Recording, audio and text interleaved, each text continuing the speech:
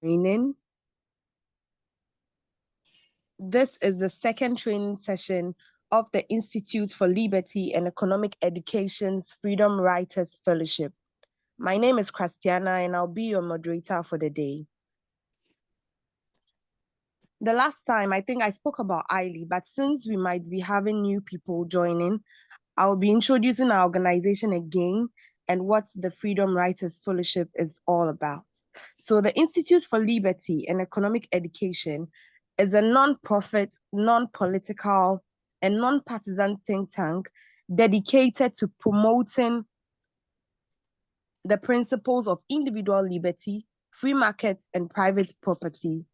Through rigorous public policy research and educational initiatives, we collaborate with students like you and scholars from various universities and engage with business leaders, professionals, journalists, and all individuals interested in our mission.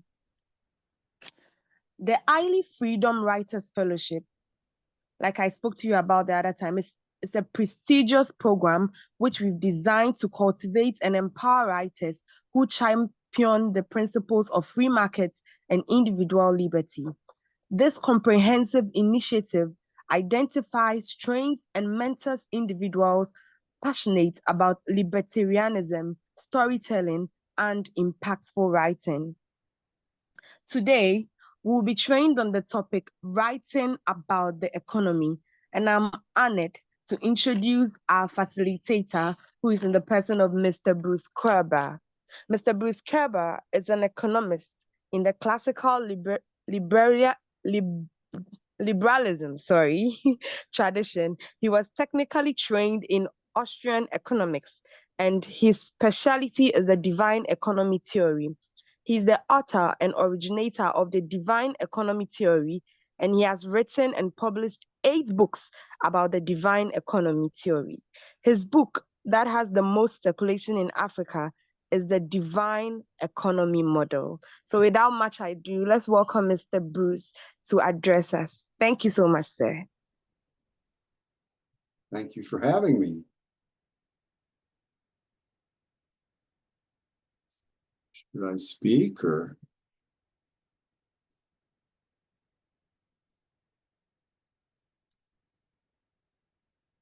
Well, I don't know. Am I supposed to be talking or what?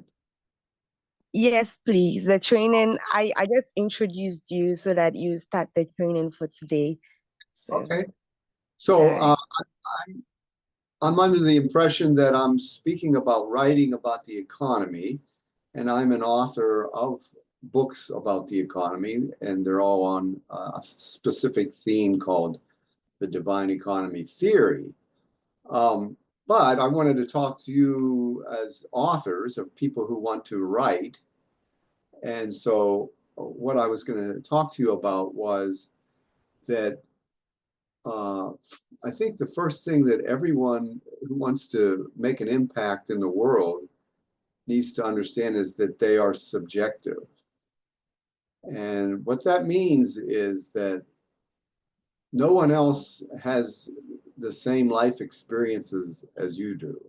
So you've experienced all kinds of things that are unique. And because they're unique, you have something to share that no one else can share. So that perspective is very valuable and very important. And so as you are out there discovering or hearing about ideas, as they're being processed in your mind, it's something that no one else is able to process in a similar way because you're subjective, because you have that unique experience in life.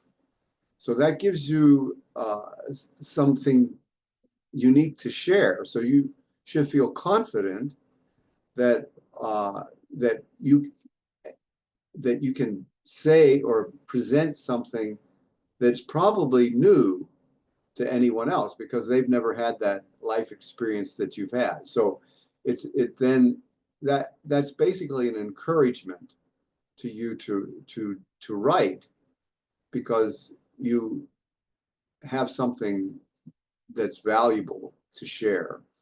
Now, the thing about it is everybody is trying to be objective as possible. Okay, so you want to kind of present the information as, in a sense, as accurately as possible, and that's this idea of objectivity. But there's the only objective truth that we can work with is the fact that humans are subjective. That is an objective truth. So everything then rests back on you as a subjective human being, and you're striving to understand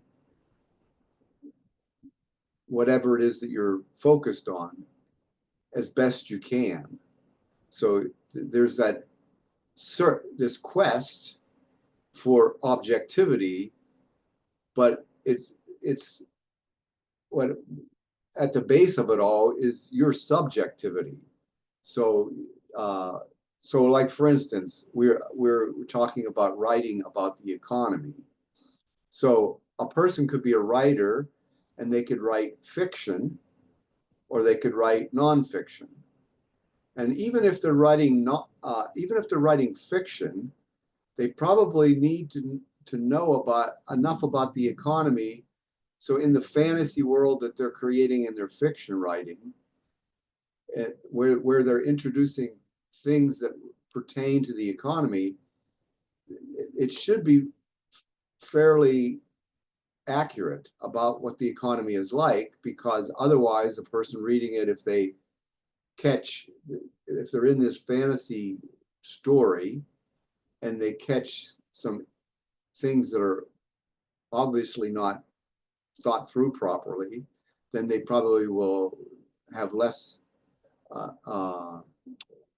respect for the whole story as a whole. So even a fiction writer should know about the economy if they're writing about it, and anything that has the economy as part of that story. But then if you're writing in a nonfiction way, it's even more obvious that the story, anything that pertains to the economy, should be accurate, should really speak about the economy as it really is. So then there's two kind of litmus tests in your search for knowledge about the economy, so that you can then write about it. There's two litmus tests. One, a very broad one, a very general one, and that's about economic freedom. So when you're searching for knowledge about the economy, so you feel confident to write about it from your subjective point of view, you need to make sure that the literature or the source of the knowledge that you're gaining from recognizes the absolute necessity for economic freedom. So if you were, searching for knowledge about the economy and you run across, say, a book or an article that's talking about the economy, and they don't understand economic freedom, don't waste your time.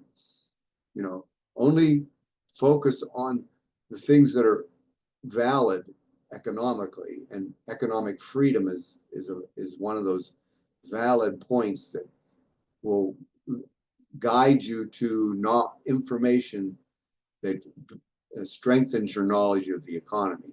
The other litmus test that's very important is the idea that when you're reading information about the economy, let's say we found information that acknowledges the value of economic freedom, and you're looking at that material to strengthen your knowledge of the economy. Well, if that source of information doesn't recognize that humans are subjective, then again, you should discard it, because humans are subjective. If they treat them in a manner other than that, you're wasting your time. If your goal is to present, again, we're talking about now the nonfiction writer. If your goal is to present in your unique perspective information about the economy, then when you're searching for knowledge, the the sources that you're getting, that you're uh, investigating, should speak about the economy and speak about humans as subjective. So I don't know if how many of you are aware of that, but it's really important, because like I was just telling you that when you are writing about the economy, what brings value, what gives you the confidence that you have value, is the idea that you've experienced life uniquely, and so your views are simply subjective. So what that testifies to is that humans are subjective. So if you're then looking to gain knowledge about the economy, and the writer or the resource that you're investigating doesn't even acknowledge that humans are subjective, then you know it can't be of strong value to you as a nonfiction writer about the economy. So those are the two things that I would like for you to realize, is that when you're as a writer about the economy, if you use those two criteria, you'll get to the sources that help you understand the economy. So that needs to talk about economic freedom, and it needs to talk about the subjective nature of humans. So that then enables you to find what will build a nice foundation for you on knowledge of economics, so that you can then filter that through your subjective knowledge as a person that's unique, that has value because it is unique. So the thing is now, because when you're thinking about these ideas and filtering them through your unique perspective, what happens then is you then have a comparative advantage to others, and they have comparative advantage to you, because I mean, so if you build a strong foundation of economic knowledge and you filter it through your subjective thoughts and your unique perspective, then of course it gives you a comparative advantage, because it's uniquely yours.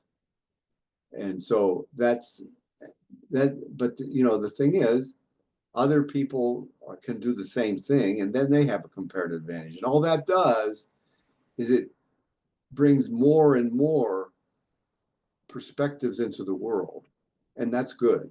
It raises everyone's awareness, because if you share what you know that's uniquely yours, and I read it, I've never seen that before. Okay, so I'm gaining as a result of that. I'm gaining knowledge. I'm seeing things differently. And same thing with another person. If and so that's why, again, you can continue to grow that knowledge of the economy by uh, seeing what other people are saying, or hearing what other people are saying. Now, again, if they, as long as they are in meeting that criteria of acknowledging economic freedom and the subjective nature of humans, then that knowledge is going to be valuable to you, and it's going to be from their perspective, and you can use that then to continue to build your knowledge, which then you filter through your subjective thoughts, and you share those, and that's what brings value, and that's what you want to do as an author. You want to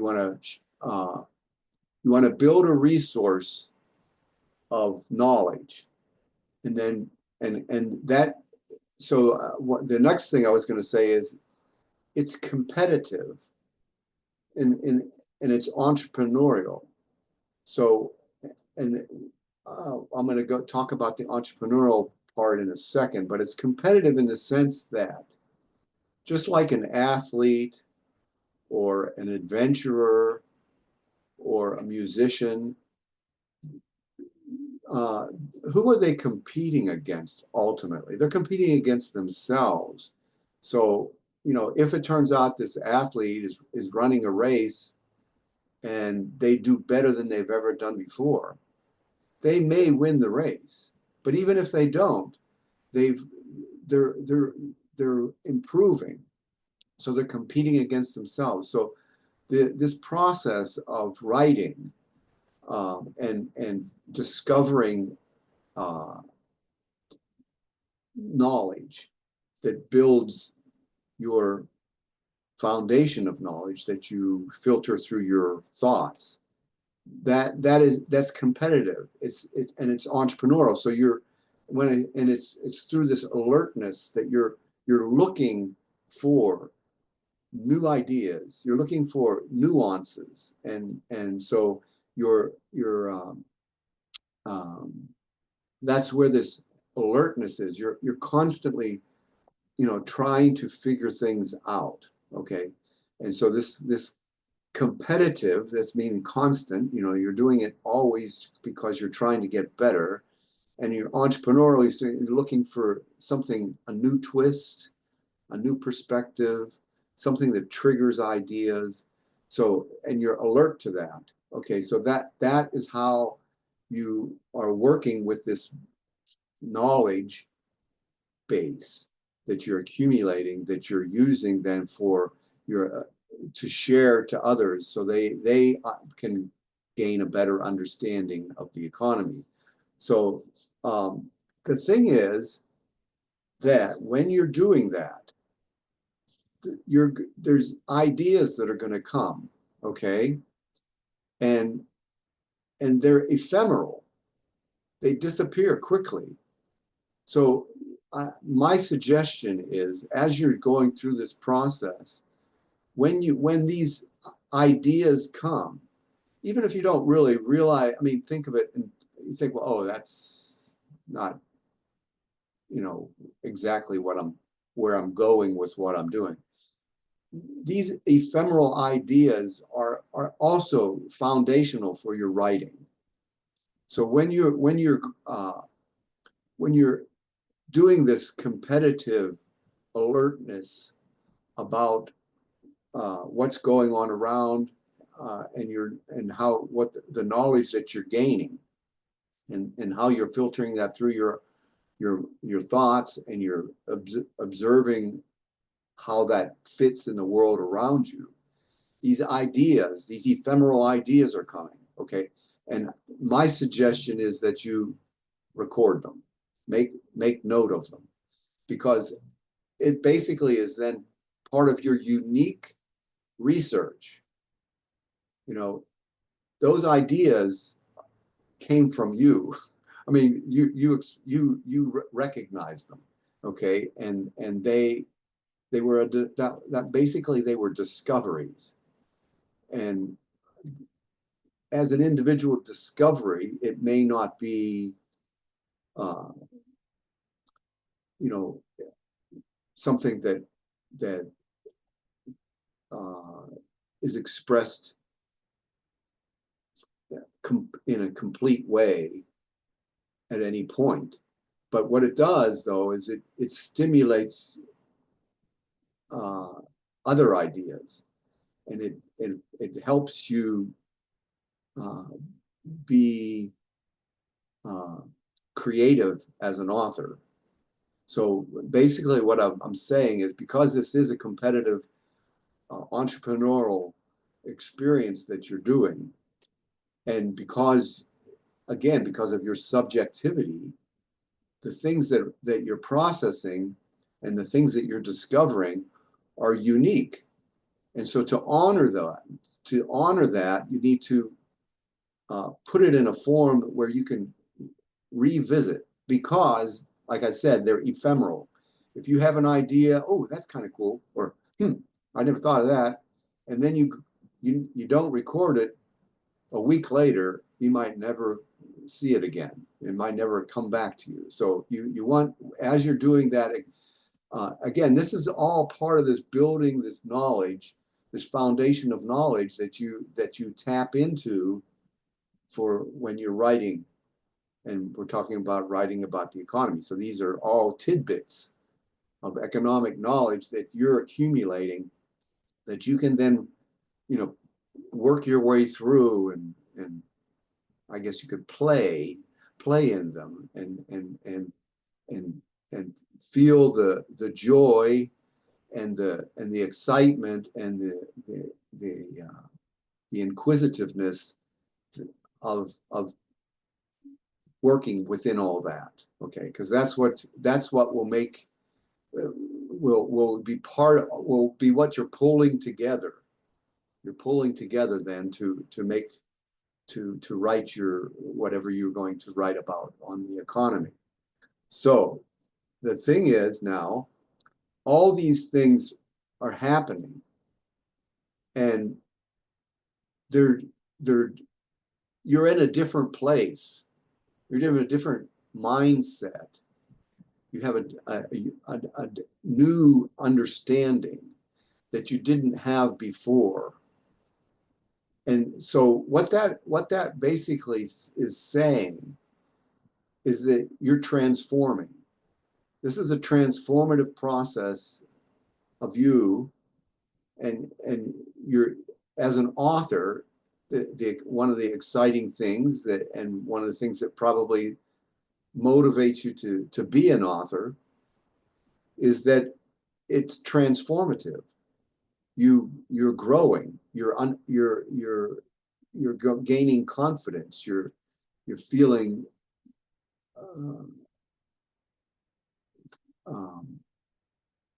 certitude. Um, you're feeling that you are creative. But it's all this transformation that's taking place. And the ultimate goal then, again, everything's ephemeral. You might write something, okay? And I most of the time, I don't think an author thinks that they're going to write one thing and never write again. It's possible that might be the case. But even if that is the case, it's a transformative process. You get to the end, you come up with what you actually compose, you write what you intend to write about, and you're transformed as a result. But then what you've produced transforms people. It's transformative in the world. So those two things happening at the same time, this transformation that's happening is part of the process. And so then again, like I said, most of the time, a person, because even if they don't originally plan on writing more than that, because they have this transformative experience, and it's very pleasant. I mean, it's something that they would want to experience again. So then they continue to write. Okay. And so that's a good thing also, because now in that sense, you're more polished. You're more entrepreneurial. You kind of know a little bit better how you want to approach things. And so you're actually it's probably that whole process might, like if you have a beginning and an end, and the end is the composition that you're finishing, the book you're writing, the article you're writing, whatever it is, you've gone through that experience, you've enjoyed it, but you now know, have a positive trail that you followed, that you then can use kind of as a template, or you just can remember how it happened. You rely on that experience, and so the process might even feel like it becomes easier uh, as you continue to write. So I think I was going to be done at that point as far as talking about writing, and I'm open to any questions or thoughts that you have.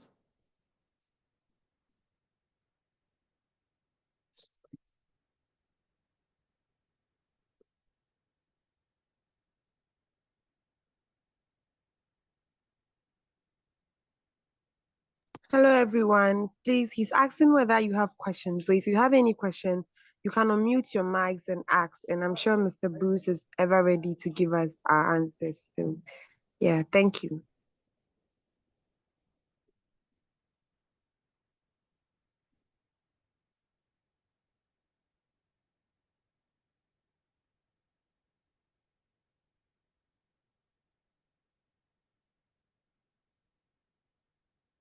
I can talk about the divine economy theory now if you want me to, but I'm also open to any questions about the writing that you might have. All right, sir. Then you can continue with that. If they have any questions, I'll let them drop it in the chat box so that later you address them. Okay, thank you. Okay, so then I'm going to go ahead and do a screen share then, okay? Okay, sir.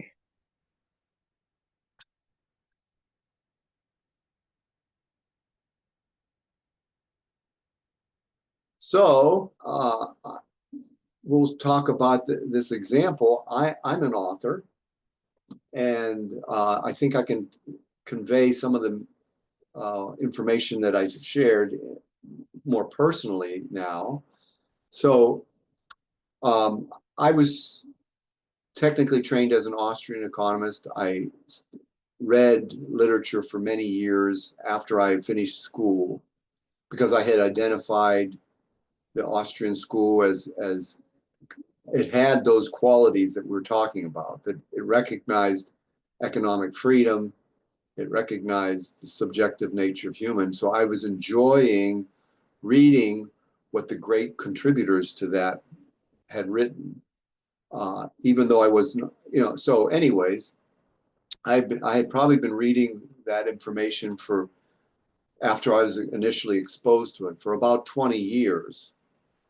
Anytime I had an opportunity to read something new or reread what I had read before that I enjoyed.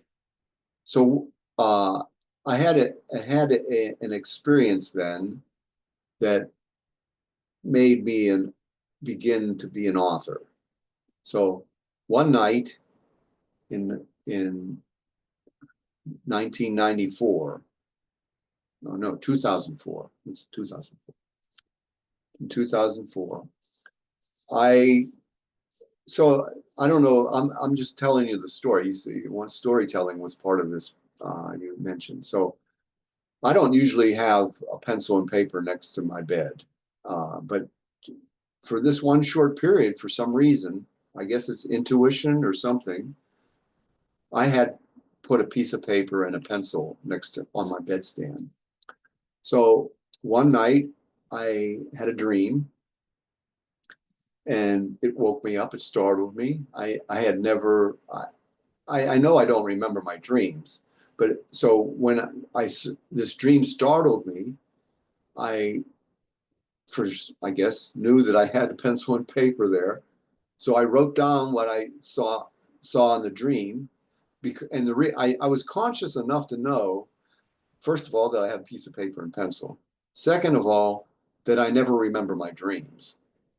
And third of all, that this was really something really cool. I mean, I thought, well, that's amazing. I want to write that down. So I wrote it down.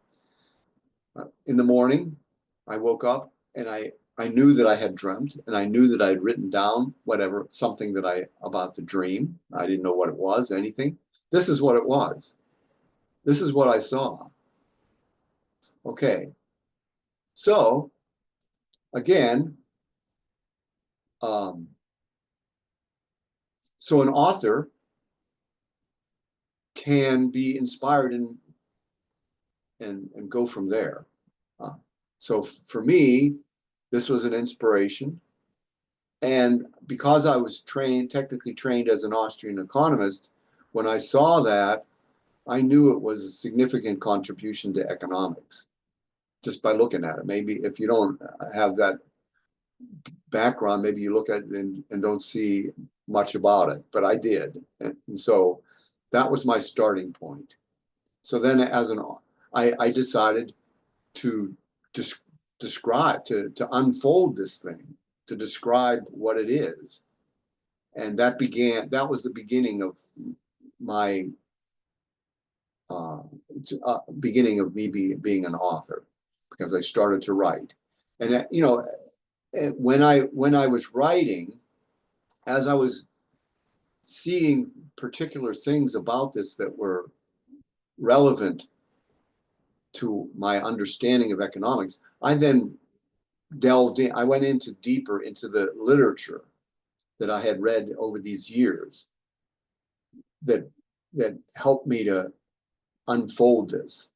So it wasn't just me coming up with things. It was me recognizing this, going in and finding out, seeing what was out there as far as economic knowledge, and then describing it in those terms. So the next slide, see if I can go to that. How do I do that? Can I go here? Maybe have to go here. Okay, here we go. So basically, I ended up calling this the skeletal structure. So the other one was it's kind of an organic. The original image was organic. So we're starting to trying to figure out it, what's it made up of? Okay, so it has a skeleton. So what this shows is that each of those components interact with each other. That's why there's double arrows on the lines. Okay, so that's this interaction, and so, but you see the bare bones aspect to it. Okay, so Mr. human B, spirit. we are You have a struggling to see the pictures, so if you could expand it a little. I think the diagram is not so clear. So if you could expand it a bit for us. it? Thank you. Is that good? Is that better? Is that better? No, it's still looking the same. Oh, okay. Well, I'm not sure how to do that. So, Oh, is it really all right. small? Well, How small is it? Like 2 inches by 2 inches? maybe 1 inch. One. Yeah, it's okay. But you can zoom it. I'll be able to zoom it at my end. Oh, okay. Yes, zoom it. All right. Since I've Quickly zoomed in zoom, you now. see everything. Yes. Okay, on your end? Yes. On your end? Yes, please. I can see it Okay. now. Okay, so anyway, this just shows that there's Good all. evening. Go ahead. What? 200. Should I go?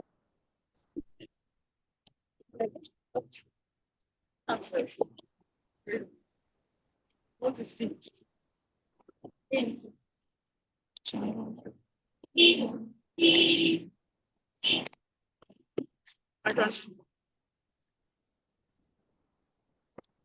So 0559 422. So I'm not sure what's going on. So I've actually moved the person. The person was on mute and she was talking. So I've just right. unmuted. Okay, Yeah. okay. So basically, then I again, this was an economic model that I was looking at the literature and adding better ways of describing it. So we go from this skeletal structure, we add these economic components to the model. So for law, we added property rights. For transformation, we added capital structure. For order, we added market. And for human spirit, we added purposeful action. So all these elements, all these concepts are in the literature. The classical liberalism literature, the Austrian economics literature, the literature that talks about economic freedom, that talks about the subjective nature of humans. Okay, so that's where all this, that's where these pieces are coming from. I had the dream. I started to unfold the image by going to the economic literature and adding the things I knew were true in the economic literatures and just putting it into the model so it could be understood better. So that's what I was doing. So ultimately then,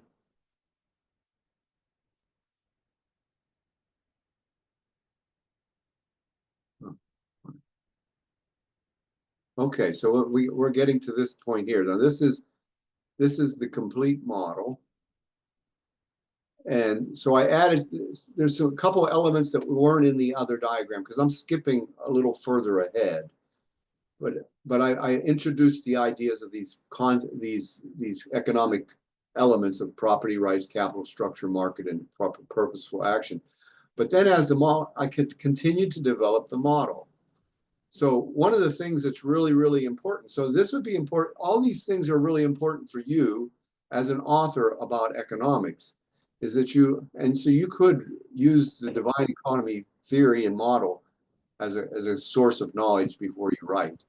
Anyways, is someone asking a question?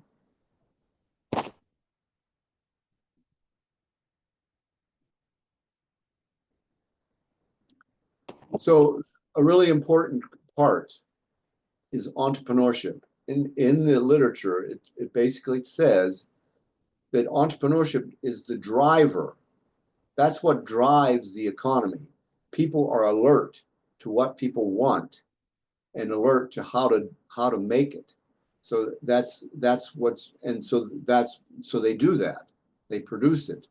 And they produce because what they've determined what people want.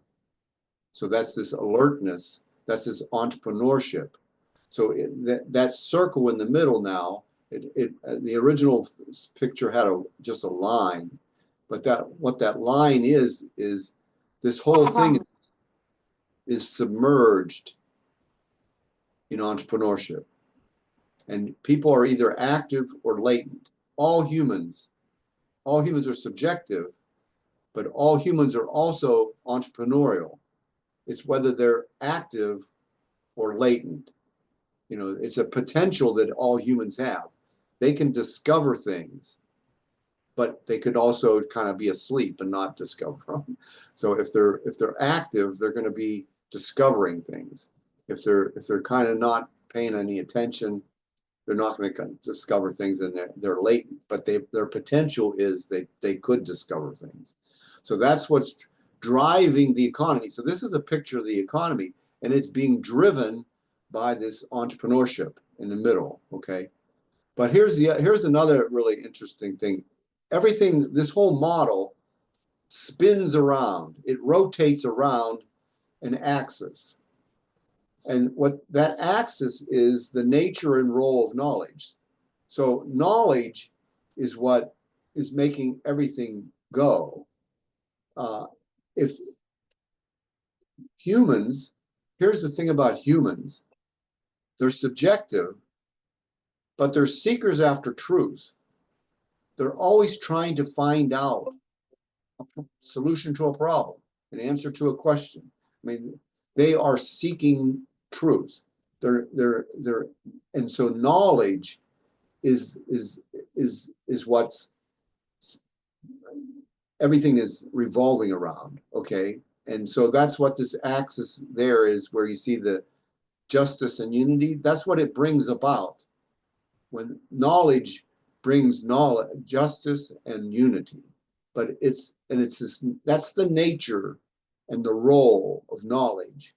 And so this is now what the complete divine economy model looks like. All those components. And that all came from that initial image that came in a dream, combined with knowledge, searching for knowledge, writing down the details, trying to figure out how things get pieced together. So again, as an author, what I'm saying to you, if you're going to write about the economy, is again, make sure you're reading literature that talks about economic freedom. Make sure your source of knowledge is identifies humans as subjective, and then build your knowledge on that, and then filter it through your unique perspective as a subjective human being, and you'll bring value to others. So I think I'm done with that. And again, I'll open it up for questions if there's any questions. By the way, you can look at the chat. I've put in the chat free PDFs, one on the heart of capitalism, one on the germination of the divine economy theory. I have my website there,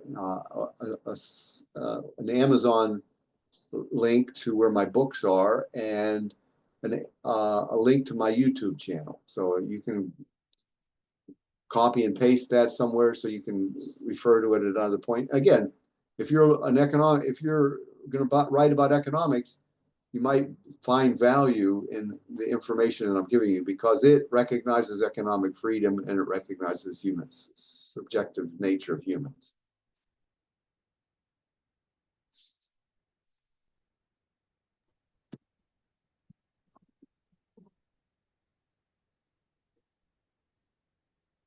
I don't know. How's everybody doing?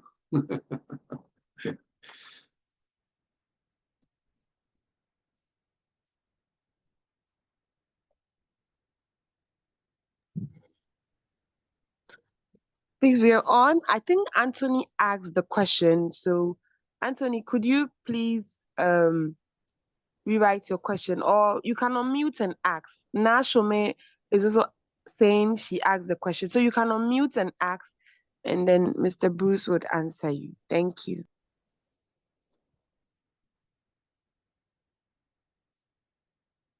So now you can unmute and ask, okay?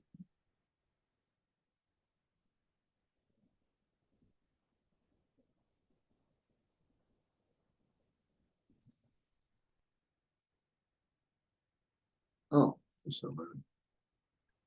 Yeah, hello. Hello. Hello. Yes. Now we are Yeah, hi. listening. Hi. Hello, can you hear me? Hello, now we can hear you. Please go ahead with your question. Okay, I'm asking, is it relevant to make reference in relation to the facts and figures you quote in economic writing? Okay. It seems your line is breaking, but I could hear you. So, sir, her question is it relevant to make reference in relation to the facts and figures you quote in economic writing? So that's her question. Facts and figures? I'd be leery of figures. I think we were talking about recognizing the subjective nature of humans. Most of the time, facts and figures is just empiricism. It doesn't really, I mean, they're all, I mean, they're economic history. They don't have anything to do with how humans behave. They think they do. I think the thing is, in economics, the science is really struggling, because most, I say 90% or more of people who are writing about economics do not recognize humans as subjective. They treat them as data. And so most of the time, if you're looking at a source like that, you're probably not going to be able to. I mean, it's not going to help you gain knowledge about economics. It's just you're just looking at numbers that somebody is pretending means something. They don't really. Okay, so let me give you a reason for I'm saying that. Okay, if a person buys an apple, okay, say they pay 10 cents for it or $1, whatever, that doesn't mean anything. It doesn't mean that the apple is worth $1. It means that it's worth at least $1. A person they might have paid $10 for it, but they paid $1. So that they think that means that the apple is worth $1 to that person, but it's not. It's only the least possible value that has for them. So there's no equations in economics. An apple isn't equal to $1. An apple is equal to many other possibilities, and one of them is $1.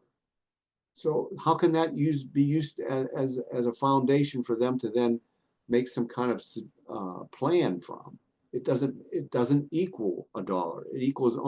It's only one of many possibilities that it equals. So that's a flaw in the methodology that's used in economics, and it's a piece of evidence that you don't want to use that to gain knowledge about economics, because they don't understand economics. Don't go that way. If you want to contribute, if you want to be a writer about economics, don't use the criteria that I suggested. One is, that person may, okay, let me give you an example. So that person who uses that kind of data, they may say, oh, well, we believe in economic freedom. So that might take you to them as a source. But then there's a second criteria. And that second criteria is that humans are subjective, okay? And value is subjective. And that little piece of data there, if they're using that kind of information, that indicates that they don't know the second part, that humans are subjective. So you wouldn't go into that literature anymore. You'd find other literature that talks about that describes the economy in terms that humans are subjective. That's how you'll understand economics. Now, if you go the other way, you might understand economics enough to get a degree or to do that kind of work. But again, that's not helping the human beings. That's just promoting this type of economics, which is valueless, even though that's what most people do. Most economists do that, but they're not helping humanity. They're because that ends up being used to control people, because they're now pieces of data. Okay, so I'm not sure if this audience is ready for that kind of information, but that's the true status of economics. Most economists are not really economists. They're propagandists using the wrong method.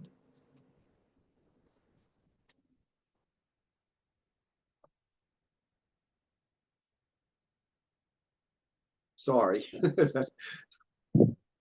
Okay, so now I hope your question has been answered. The next person is Albert, and his question is, what are the most common mistakes made when writing about the economy? And can you provide examples of successful economic writing styles? Thank you. Okay. Well, I think, like I was just saying, the most common mistake is to assume that people who are economists or who are writing about the economy know what they're talking about, because there are criteria that we already talked about that can quickly get you, to help you identify whether they really know what they're talking about or not. Are they talking, do they recognize economic freedom? Do they recognize humans are subjective? If they do, then, okay, so that eliminates most of the mistakes because all those other ones are making mistakes. So, so examples of successful economic writing styles. Again,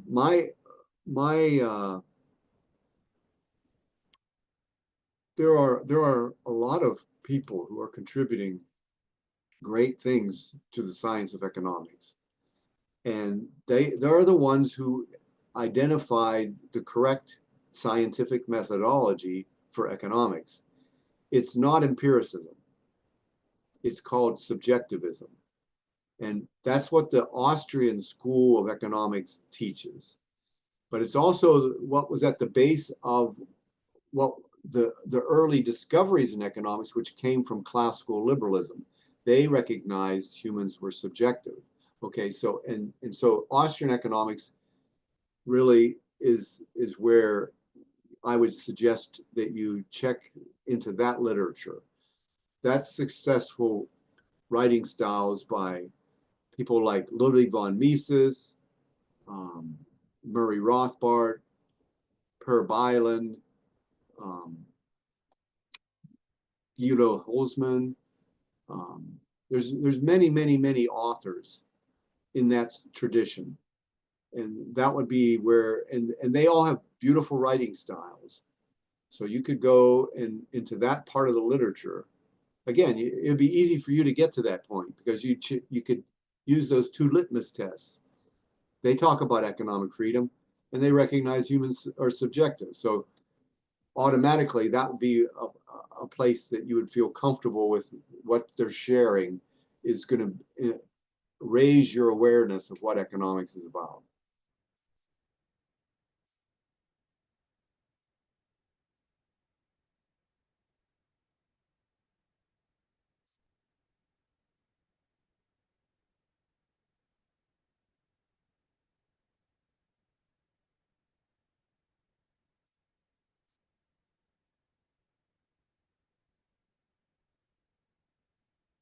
So I guess what my suggestion then for everyone here, if you're looking for a really great source so you don't have to work through all these other ones, Mises.org. Mises.org is a place that you'll find a rich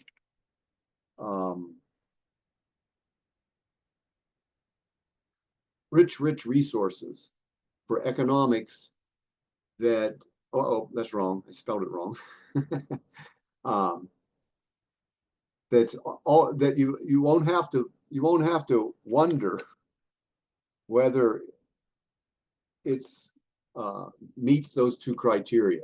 Everything there meets that criteria, and there's such a tremendous wealth of knowledge there. So I think I put the right one in this time. I spelled it wrong the first time. So you could go there, and then you don't have to do the filtering of the economics, whether it falls in, whether it meets those two criteria. You just go there, everything meets that criteria, and explore.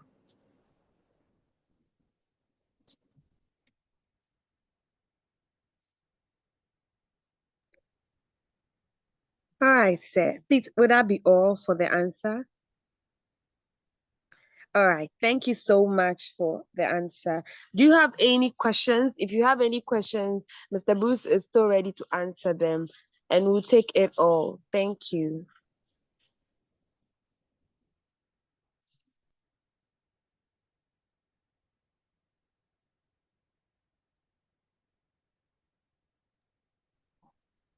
Okay, since there are no questions, we would like to thank Mr. Bruce so much for this educative and inspiring session.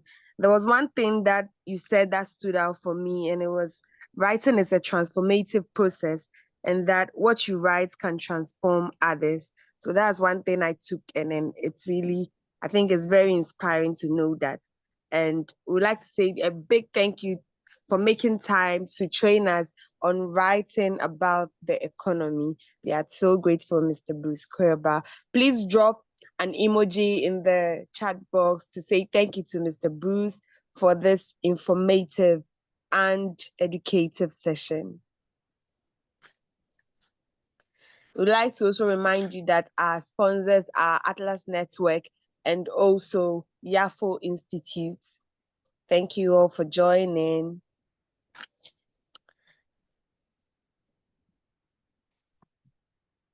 So yes, so thank you for those lovely emojis. Keep dropping them so that Mr. Bruce can see that we enjoyed his session and got the knowledge that we want. All right, so next week, Saturday, our session would be with Mr.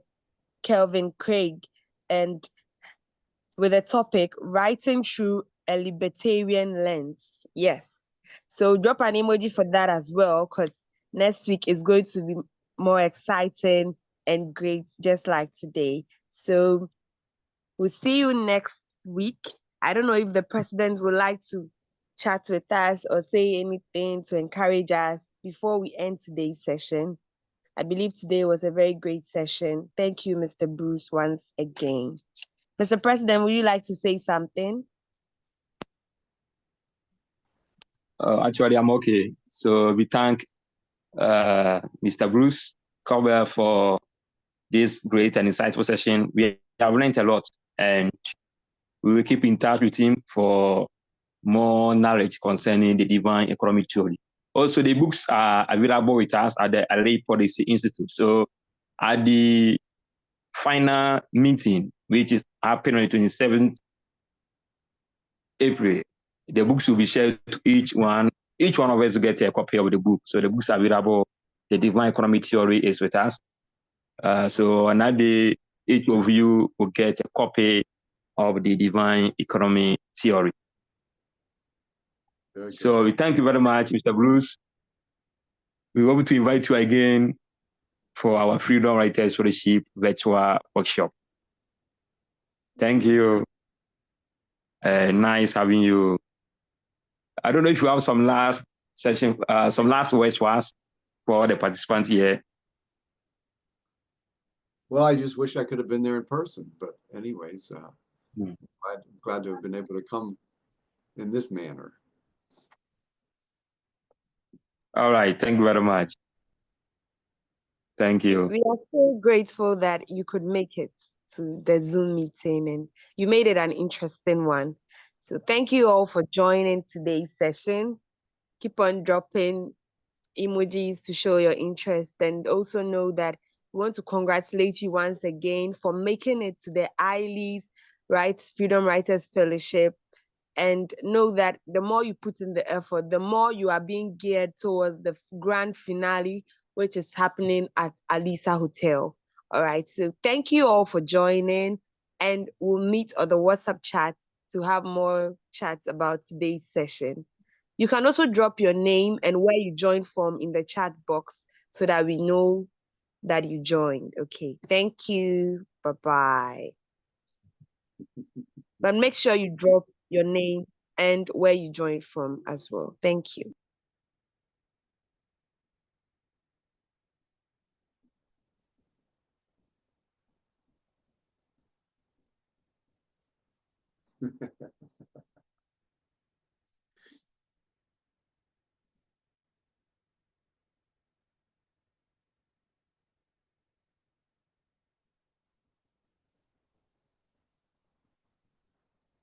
Okay, I can see Eli Kuma from Ghana. Thank you for joining. Tajuddin Amusa Lasisi, Nigeria. Thank you for joining. Sefasna, thank you for joining. Na Shome Note, thank you for joining from Ghana. And then Albert Otukuno Sampa from Ghana. Thank you for joining. Angela Okaina Nati, joining from Accra, Ghana. Thank you for joining. Okay. Sefasna, also from Ghana. All right. Thank you all for joining, and we look forward to seeing you, Richmond, Afiavi, Ghana, Accra. And there are some nice comments from Mr. Bruce as well. All right. Such a nice experience with Mr. Bruce. Yes. So that was such a nice experience.